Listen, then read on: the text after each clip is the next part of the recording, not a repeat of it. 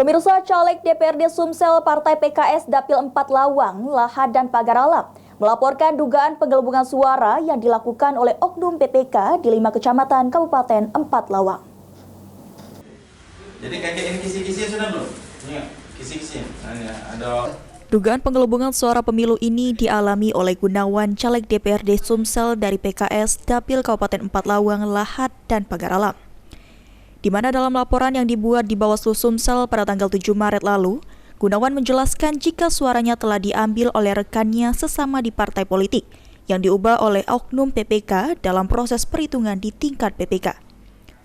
Gunawan pun berharap agar laporan yang telah dibuat ini dapat segera ditindaklanjuti oleh Bawaslu, karena dirinya menuntut keadilan dan dirinya telah mempunyai bukti atas dugaan penggelembungan suara tersebut. Kejadian ini ada beberapa kecamatan, 5 kecamatan yang saya fokus ya. Kalau saya buka semua, ini akan bermasalah, mungkin lebih besar lagi.